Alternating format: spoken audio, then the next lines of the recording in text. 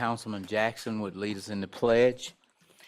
God, how we thank you for this day and thank you for another opportunity to take care of the well-being of our city. Lord, we love you today. We praise you today. We thank you. Thank you, Lord, for what you have done. We're going to praise you in advance for what you're going to do. Lord, you promised that you would never leave us or forsake us if we trust in you. And Lord, there are some things that we don't understand. There are some things that we try to understand and we leave you out of the equation. But we invite you into this meeting and give us wisdom, change the things that we can. But give us the knowledge and the understanding to know the difference. Lord, there are some things that we are just not going to be able to change. Only you can do it. We just ask that you would come in our midst. We ask that you would come in our city and cover us. Lord, we love you. We praise you. And we magnify your name. Thank you for all you've done. It's in Jesus' name we pray. Amen. Amen. Everybody can face the flag. You can repeat after me. I pledge allegiance to the flag of the United States of America and to the republic from which it stands, one nation, under God, indivisible, with liberty and justice for all. Madam Clerk, would you be kind enough to call the roll, please? Here. Here. Here. Here. I'm here. Thank you. Tomorrow I will entertain a motion to approve the minutes of the administrative conference meeting Monday, August 7, 2023, and the city council meeting Tuesday, August 8, 2023. Does any member of the council have any awards, recognition, or distinguished guests not to exceed 15 minutes? I did, Mr. Chair. Mr.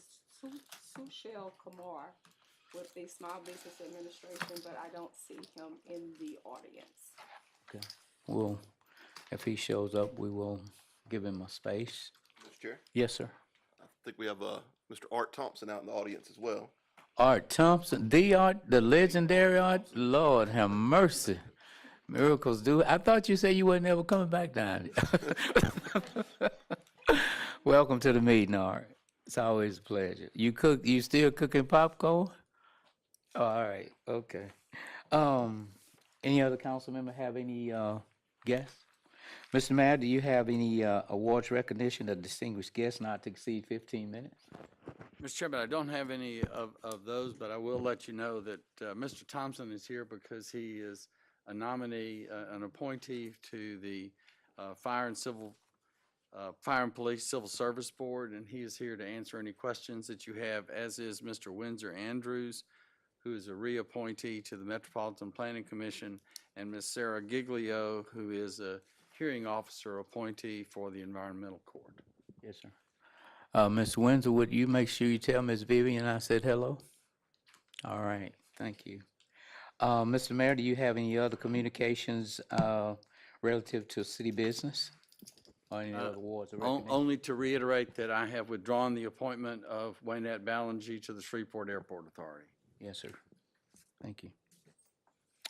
Does any member of the council have any concerns related to property standards for Mr. Green? I do. Ms. Taylor? This is going to be much more, Mr. Green, also to the staff, Mr. Dart. 1621 David Raines Road. I wanted to see the status of that apartment complex that is in disrepair, and that's an eyesore. And where are we on those particular landlords who have left this property unkept?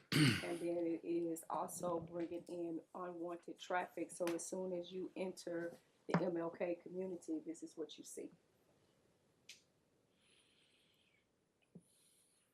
Well, as far as where that is at on the legalities of it, I'll have to get with the city attorney on it, as far as what else we could do with it. And you say when I turn into David Raines community, what do I see? No, I said once you turn Oh, to the okay. David Raines community, that's what you see. We had already taken these individuals to environmental court. As Right. I said before, they have 5 properties Right. within the city of Shreveport, and most of them are in ill repair. Right. This particular property they've abandoned, and they will not keep the property or the lot that's adjacent to it. So then you have it where there is unwanted traffic. I believe they have there. I think that they have the old Kings Manor apartment complex. A lot of those and they also have Villa Norte. These apartments and these units that they have here are, some of them are quite substandard. So what I'm asking is, again, since we've exhausted all of our resources when it comes to the environmental court, where are we now with that? Because that is the question that I asked when we had a property standards meeting. I think we talked about that along with Councilwoman Bowman when we were talking about these particular apartment complexes and with these particular landlords that are just leaving these particular premises Right. uninhabitable. I do know that we do have some ordinances on the books that I think that we literally need to go in and enforce. As far as the properties themselves, like I say, we've cleaned them up. We have most of them in full board up and or clean up and all of them are in that stage of some sort. And once the liens are filed, that's as far as we have gotten. They were always written up for a demo rehab, which means that we never intended to demolish the structures. We wanted them to come to court and rehab the structures, and to pay fines to be levied on them. So anything further than that, like I said, I will have to get with the city attorney's office. But that's what I'm saying. In the last meeting that we had, that's what we were talking about in here. So that's why I'm asking Mayor Arsenault, what steps have your office take in order to go over here and make sure that we hold this slumlord accountable for this dilapidated structure that is entering into the Martin Luther King area as well as some other parts of the city? Ms. Taylor, I have in front of the city attorney for his review a blight lien ordinance that would perhaps permit us to enforce our liens by foreclosure. Okay. And that's a bit of a complicated piece of legislation, but it is currently in review by the city attorney's office. Okay.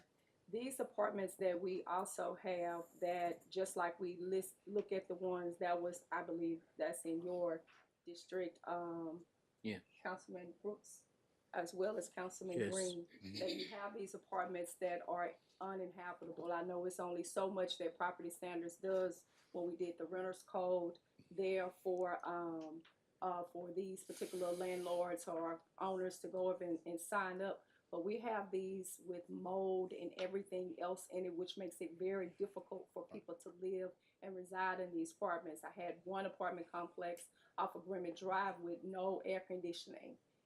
That was there, that tenants had been out since May of this year, and where they're piecemealing these things, which makes it very difficult for the city, because there's only so much leeway that we have here.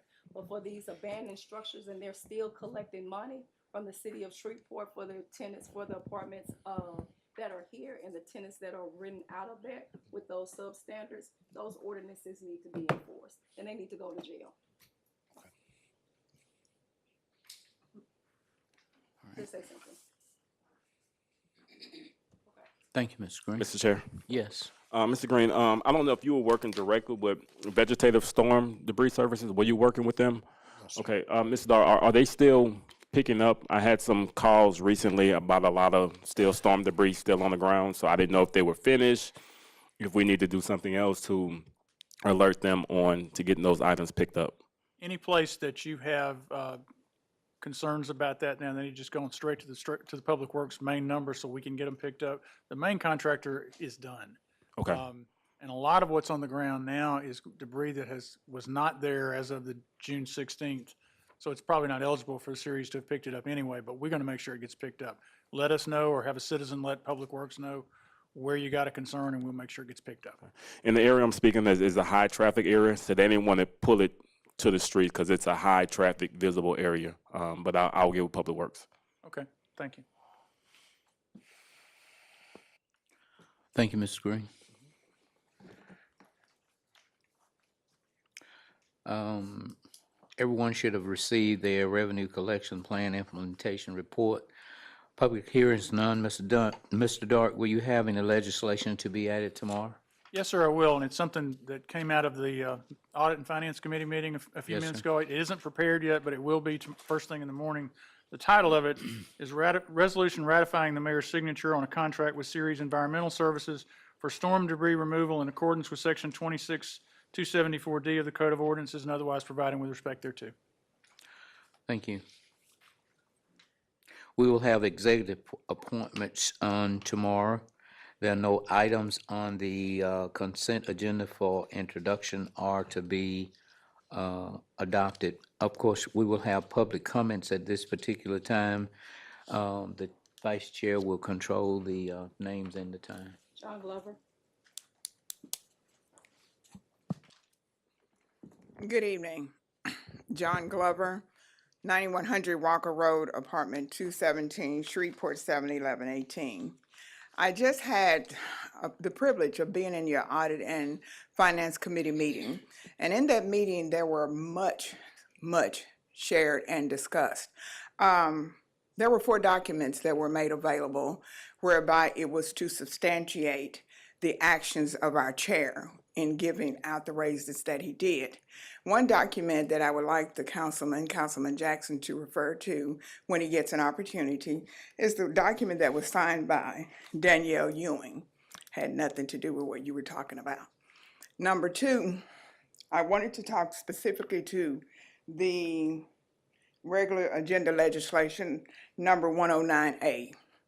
Because of what we have seen here as of these last couple of weeks, I insist that an outside legislative audit be done.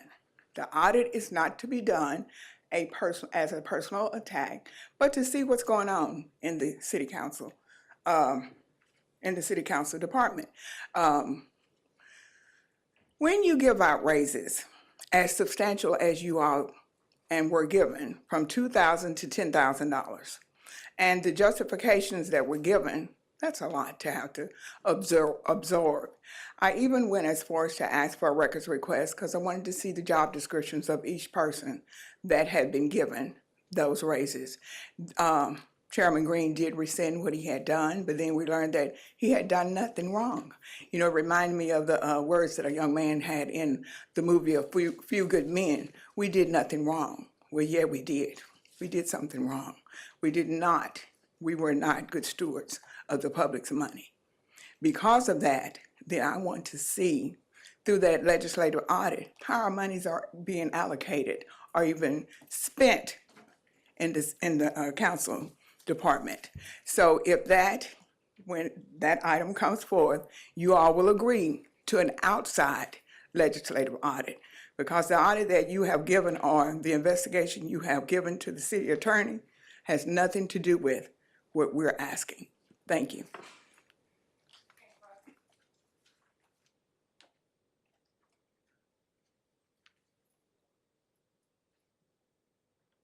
Thank you all.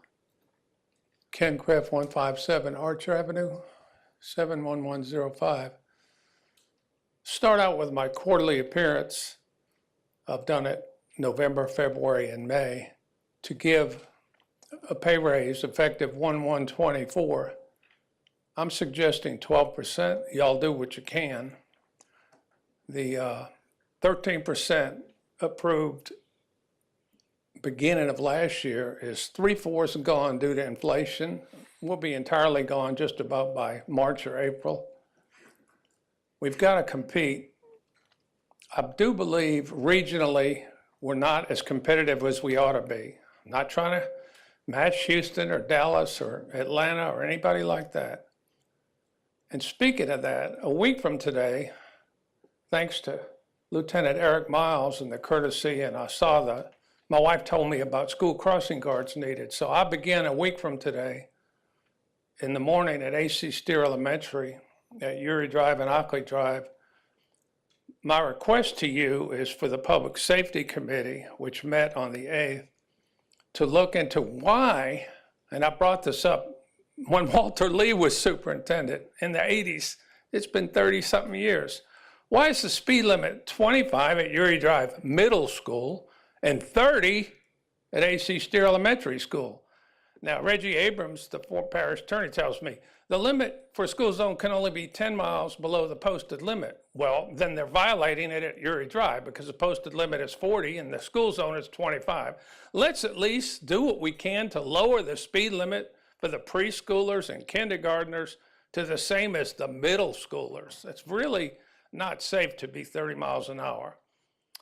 And then when I go to Washington later in the fall when it's cool, because a week from today is the 60th anniversary of Dr. King's speech. And as an aside, it would be an honor to recite for anyone this weekend, maybe Sunday at church services on the eve of the 60th anniversary, no fee, never a fee, need about 10 minutes to recite those majestic words of Dr. King.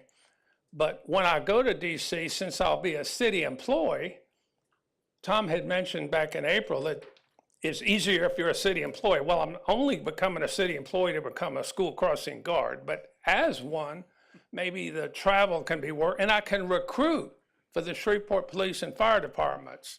When I do my recitations, I can let people know all the things about Shreveport. And then finally, and this is personal, I think Chief Smith mentioned, or I thought the Bossier crossing guards got $14 an hour, but that was 2 years ago. Maybe they get 16 now. But our crossing guards get $10.50. Our guards protect our kids and grandkids and get about 2/3 as much as Bossier right across the river. So not only can we do a cost of living increase for public safety personnel, we've got almost $42 million in the unappropriated fund balance. We should have another big one this year because we've got unspent money. But let's do what we can to help those people. Thank you. Carol Smith.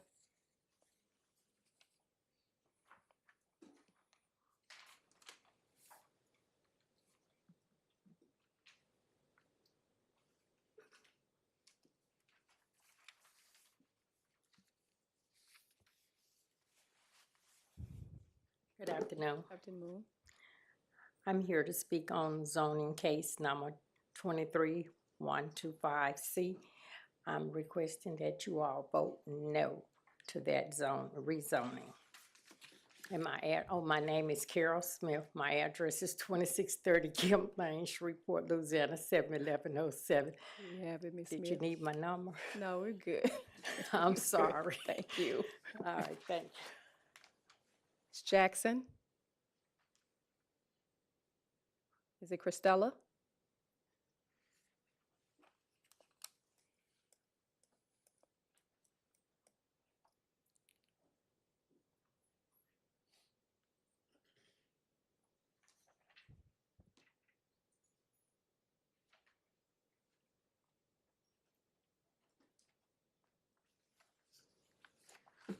Good afternoon. Good afternoon. My name is Christella B. Jackson, and I am a representative from the Russell Road in the Cooper Road area. Ms. Jackson, what you want to tell us? I'm sorry. I said, what do you want to tell us? What I want to tell you is that I am voting for our location on Russell Road Drive in the Cooper Road area. Okay. Ms. Rogers.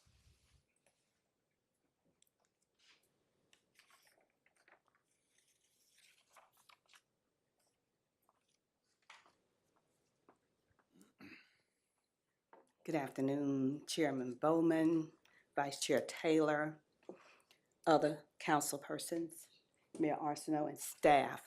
Irma Rogers, 1920 Michoud Street, Shreveport, Louisiana, 71107. Found out that a zoning case that we had gone to Metropolitan Planning Commission meeting a couple of weeks ago to protest against because of the changing of the zoning ordinances. And that's going to be on the record for tomorrow, zoning case number 23-125C to amend the official zoning act. Many of our residents showed up at the meeting, the Metropolitan Planning Commission meeting, to speak against this because the gentleman who is there He's bringing in different kinds of things that are polluting the surfaces of the old Lomart's location. To make you aware of, it's on Hillary Huckabee, the old Lomart's grocery store. He's brought in heavy equipment, but there's a runoff of diesel and other fuels, which slopes down to a ditch that runs between Lomart's and the housing of Oak Forest. We've had to fight against pollutants with the Harrison Materials Management dump on Russell Road. That fight took several years. I went to Baton Rouge personally with the plaintiffs in that case on more than 2 occasions against that.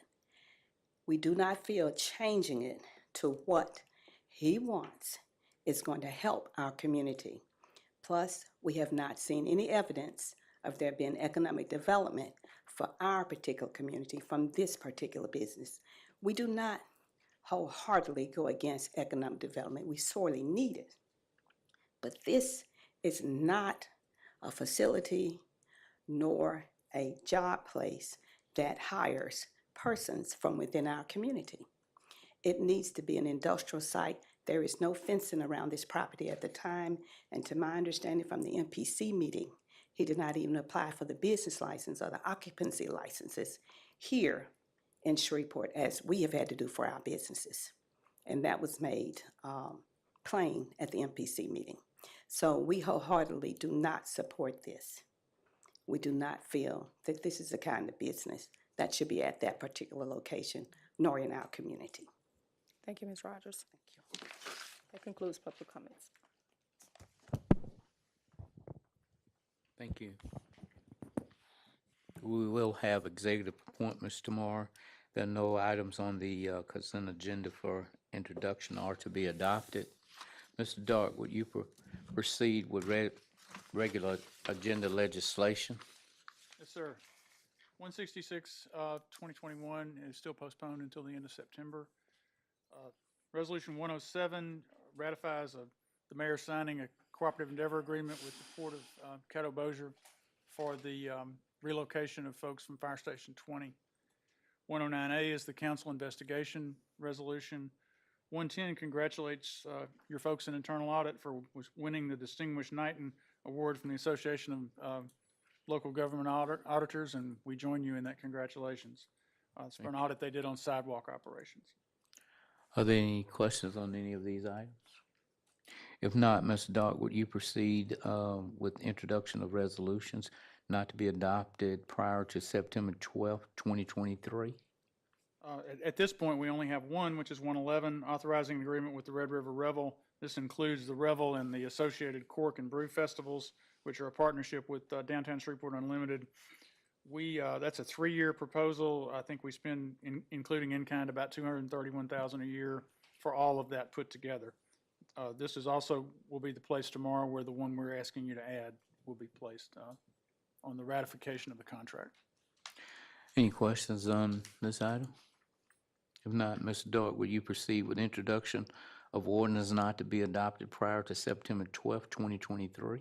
Yes, sir. Ordinance 90 almost makes you laugh when you look at it because it's closing and abandoning a strip of property adjacent to 1010 Marshall Street, which fixes a discrepancy that happens when it was supposed to have been abandoned in 1924. So this will make it possible for a property owner to do what he wants to do with his property. 91 is the zoning case that several of the citizens have spoken of about a piece of property on Hillary Huckabee near David Raines from C2 to C3 for a contractor's office. Again, as we talked about last time, this is one that was denied unanimously by the MPC, and in 2 weeks when it's time, someone will vote to adopt, and all of you will likely, wish to vote no if that's what if you want to uphold the MPC request. 92 is a zoning case C23-126, property on Bellmead near Uri Drive. It's from residential to CUC classifications, restaurant with a drive-through. This one was approved by MPC on a split vote of 3-2. And I know Mr. Talaferro has some concerns about it, so we'll see if you're ready to vote in 2 weeks on that. Any questions on any of those items?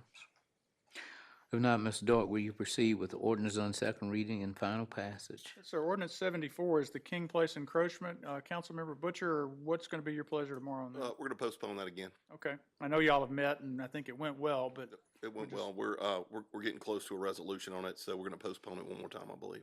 okay. I think we're probably also going to want to postpone 83. It amends the general fund budget to appropriate the $75,000 from Caddo Parish. The commissioner who sponsored all that has some thoughts on what he might wish us to do with that money, and I want to make sure that the appropriations ordinance actually matches that, because right now it's all just going into overtime. So if I can get to him before tomorrow, we may be able to vote, but more likely we'll just ask you to postpone it. 84 adopts the public safety fund budget. You all approved creating the fund and allocating the fund to it last time. This will actually make the appropriation so we can start spending some of that money. 85 amends the street budget to bring in the 30% from the public safety fund, which would be estimated at $990,000 for this year. 86 amends the capital projects budget to take that money that we're putting in the streets fund and actually put it in the street projects street project. 87 amends the community development project to bring in the $660,000 for early start and $330,000 for financial empowerment that you approved last time. 88 amends Chapter 38 of the code to clarify the city's ability to enforce property standards liens. And 89 is zoning case C 23236C, property on Merrick near Roosevelt. Again, this one was one that was denied by MPC, and should you choose to uphold that denial tomorrow, you would move to approve and then vote no. Thank you. Any questions on any of these items? Mr. Chair, Yes. as it relates to ordinance number 89, since the NBC did recommend to deny, if the council chooses to approve it and go against what NPC, they would have to approve it with a 2/3 vote as opposed to a majority vote. So just FYI to the council. Thank you. At this time, Councilwoman Taylor's guest is here, so we're going to pause and. Mr. Kumar. Please come up. Apologies for the mix-up in the time.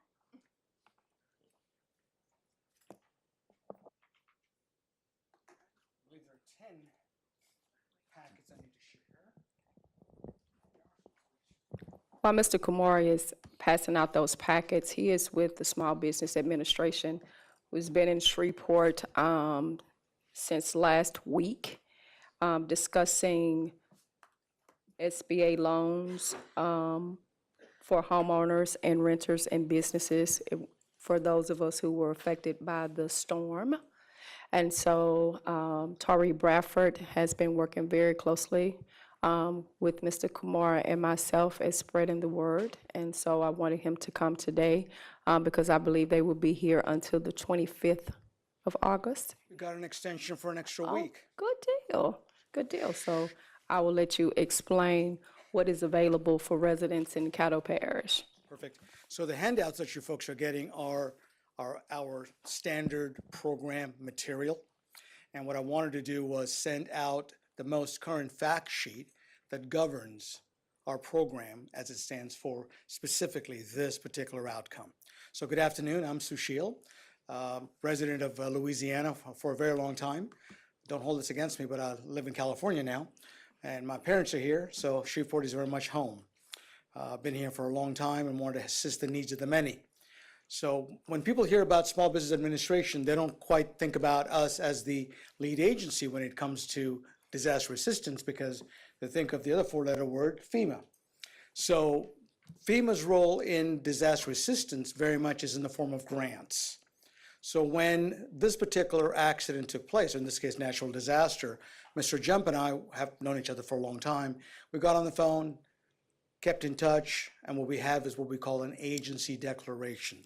So let me have you pull out your PowerPoint, which is on your right side, and I believe you should have them. Looks like this.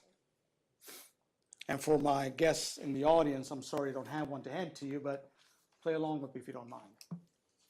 Figured you guys have it on your right side? Perfect.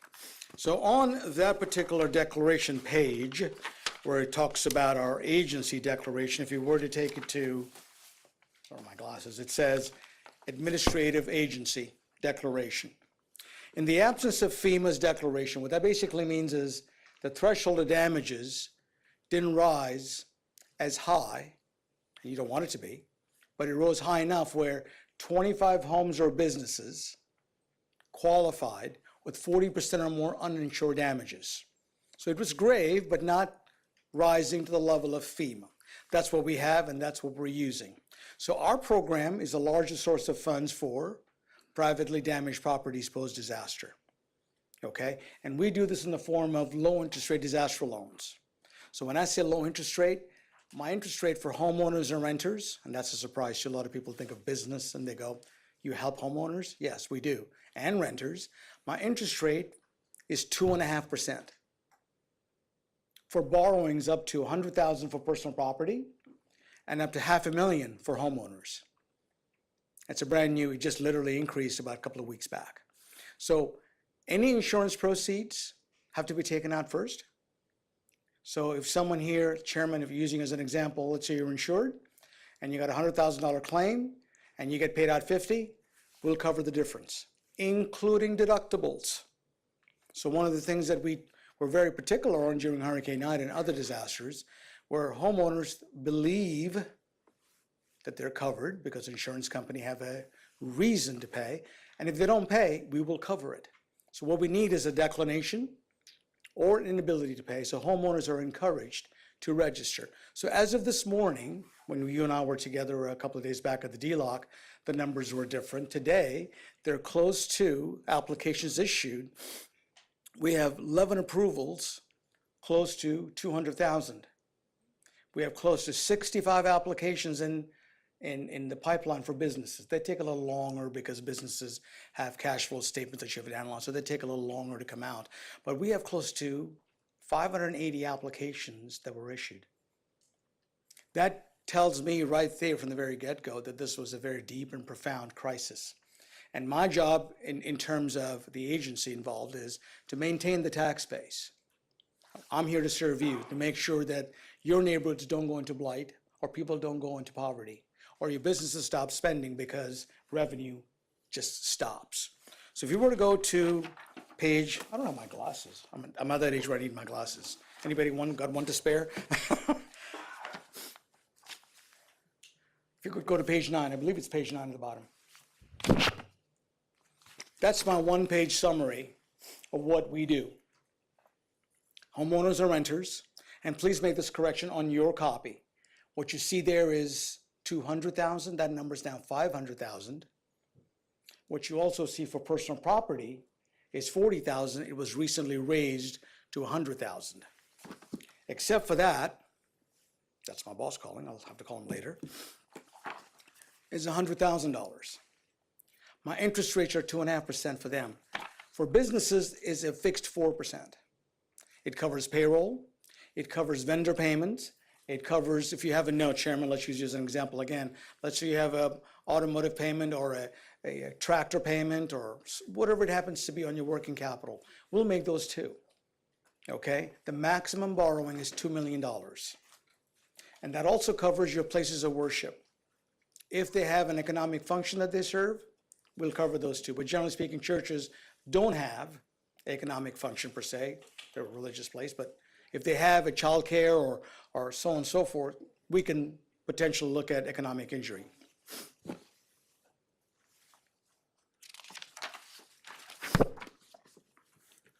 If you were to look over to the next page over, on a case-by-case basis, we're able to refinance your properties. So basically, if we lend you money, Mr. Boucher, and we were to lend you money, let's say $100,000 for your damages to your home, you have an existing first. If the numbers add up, and as long as you're not above the $500,000 that we just talked about, your cash flow makes sense, and there's a couple of other parameters we have to look at, we can take the second that we are going to take on your property, pay off the first, and wrap it all into 1 to 2.5%. So depending on your neighborhoods, and we all know when it comes to outside major market areas. I served in banking for about 30 years. It's a known fact that most banks, when they lend money outside of a major market area, their rates tend to be higher. So this is one particular situation where we can possibly refinance them and bring it back into alignment with the market. The cost of borrowing for the federal government today for 30 years is somewhere in the 4.1, 4.2%. So when I say businesses can borrow at a fixed 4%, which is cheaper than the cost of the federal government, there it is. And on average, when everyone says, hey, I don't want to borrow money, my reminder to them is, guess what? Every day you use your credit card. What do you think that is? The average credit card interest rate is 24%. And you're having issues with borrowing money at 2.5%? I don't understand that arbitrage. So for all those reasons and then some, please send them our way. The program works clearly because we are lending money. The money's in your bank account in less than 30 days. Make it 4 weeks, right? And on a case-by-case basis, if you look further down, we're able to use that money to relocate. We don't want you to relocate from here to Virginia. It's got to be back to that mindset. I'm here to support your tax base. Involuntary relocation works, but not I just want to pick up and go. Some of the other constraints, if you're a business owner and your business is renting your secondary home, we can cover those also. So a lot of the rental properties, we will cover those up to $2 million, okay? Last but not least, let's talk about insurance requirements. We talked about that. The underinsured, no-brainer. Uninsured, no-brainer, right? The idea behind getting people to insure themselves is so they don't have to come back to the SBA again in the future. It's the whole idea of being resilient. And insurance is your first line of defense. And in Louisiana, I know my home state. My good friend is the deputy commissioner over in Baton Rouge, Mr. Henderson. And his comment is, Sheila, any given day, I'm taking calls from people whose insurance claims are not being paid for various reasons, including their claims paying ability. Don't get caught in that. I had tons and tons of people during Hurricane Ida that said, I'm insured, I'm good to go. 6 months, 9 months, a year later, they're still waiting for the insurance checks. And in the meantime, they're living in a state of disrepair. That's pretty much the essence of my program. There is money for mitigation. In other words, once we send somebody out to verify your property damages, which is what we do if we take your application, that appraiser will then break down your damages right down to the last nuts and bolts. That's what we call a verified loss. So in your case, Mr. Basher, your loan amount is your amount of damages. So you don't walk into my center and say, I need this amount of money.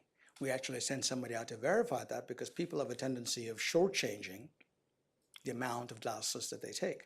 So we send somebody out. So in the case of mitigation, if you were to add another 20% to that amount, what you have is the amount for mitigation where you can rebuild better. A lot of homes were built in the 70s and 80s. The materials back then were not the same. Now there's evidence that you can build back better with better materials that withstand higher levels of damages, and the mitigation money could be used exactly for that. We don't tell you what material to use. We just say that if you want to use that materials, the money's there. Okay? So in essence, that's my program. No prepayment penalty, no fees, no points, no costs, no obligation to borrow.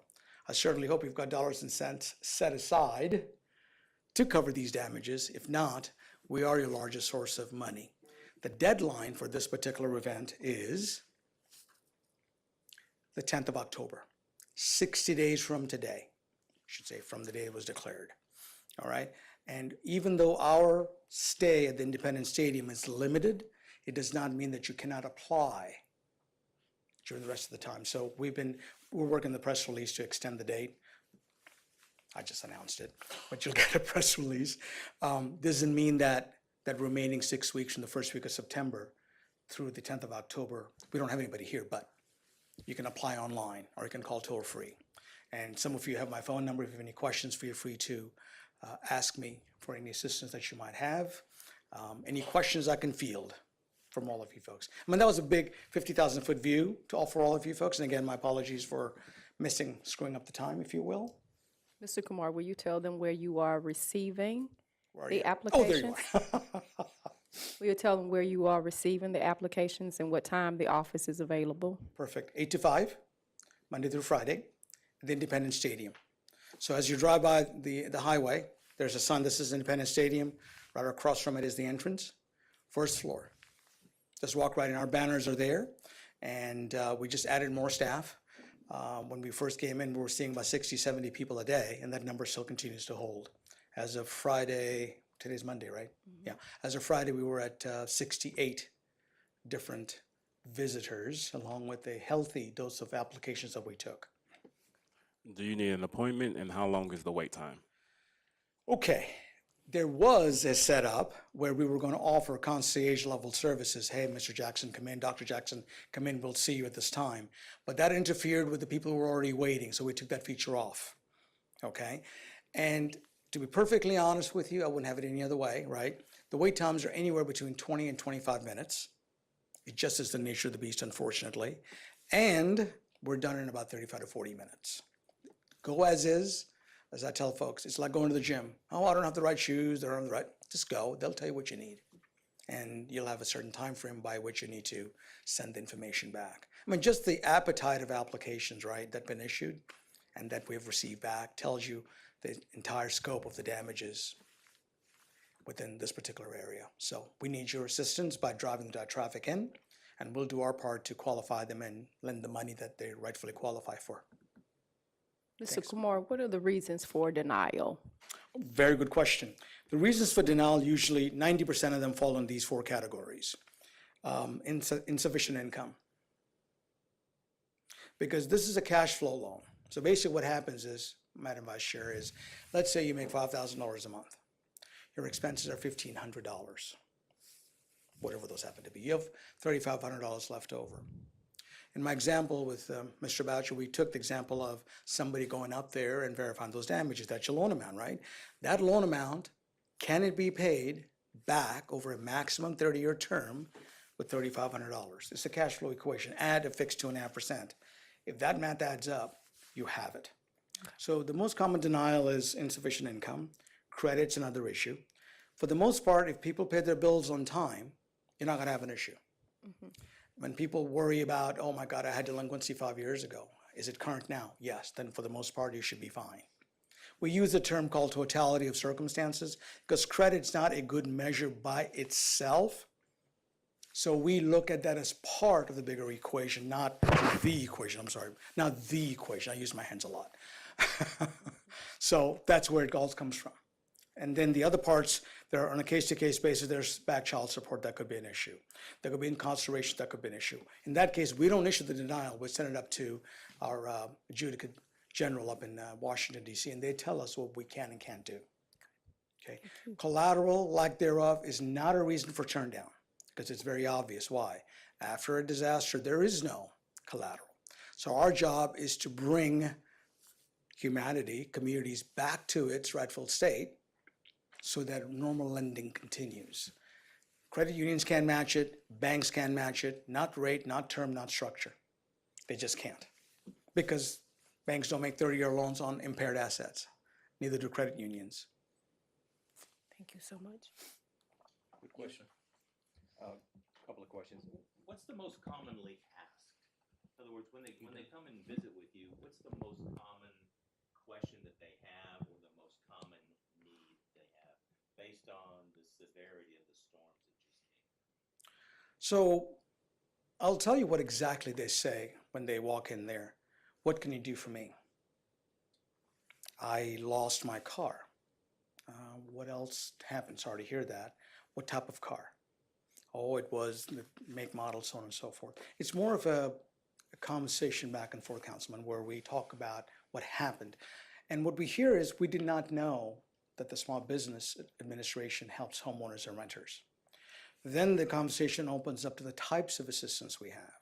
Then the conversation opens up further into the interest rates. Because when people think of loans, they think of 10, 11, 12, 13, 14%. I mean, I had a presentation in front of Congressman Gonzalez down in McAllen 2 weeks before I got here. And literally right across the street from his office, an 8-story high-rise, were loan companies. And a lot of folks thought that's the type of services we provide. So unfortunately, we have our job cut out where we tell folks this is low interest rate and it's fixed. So no matter what Mr. Powell and the FOMC is looking to do over the next couple of weeks, over the course of the next year, your interest rate is fixed over a 30-year lifetime as soon as you sign the documents. Outstanding, thank you. Thank you, sir. So when is the press release, so we can actually social media? I will find out. Maybe that's why he was calling. His number showed up on my caller ID when I was presenting. That's my boss, I should say. I'll let you know as soon as I find out. Thank you, sir. Thank you. Thank you. Thank you. Thank you, sir. Appreciate sir. it. And Godspeed in your recovery. And if you guys need me, I'm a phone call away. And Also- in the packet that you folks have is social media ready, stuff that you want to use for your social media team. The mayor's office has been fabulous in helping us get the message out through the Dominiques of the world and Corey Ones of the world. So if you want to use it for your own specific districts, feel free to do so. The only caution I have is the amounts where you see 200,000 should be 500,000. And the numbers where you see 40,000 is now 100,000. And I'm more than glad to send it to a central email where you folks have the most current stuff. Thanks for your engagement. I appreciate it. Thank you. Also, we're happy to have in the chamber with us School Board Representative Darren Dixon. Good to see you. Thanks for coming. And also, we have in the chamber the legendary Mr. Jerry White. Thank you for coming by to share with us. Madam Clerk, is there any table legislation to be ruled from the table today? There is not. We have no property standards or AVO appeals to consider today. We have no MPC or ZBA appeals to consider tomorrow. Are there any other appeals, Madam Clerk? No, sir. Are there any reports from officers, boards, and committees?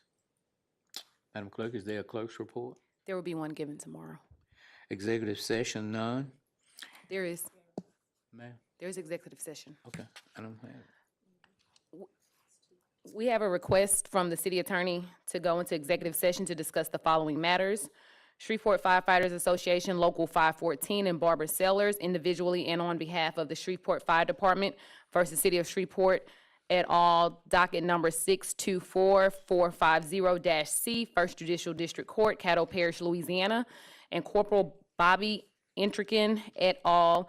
Versus City of Shreveport et al., docket number 643433B, First Judicial District Court, Caddo Parish, Louisiana.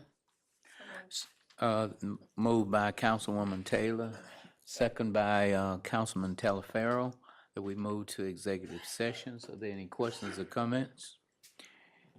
If not, push the button. Mine is too. Yes. She'll All right. call your name. Councilwoman Taylor? Yes. Councilman Brooks? Yes. Councilman Talaferro? Yes. Councilman Butcher? Yes. Councilman Jackson? Yes. Councilman Green? Yes. And Councilwoman Bowman? Yes.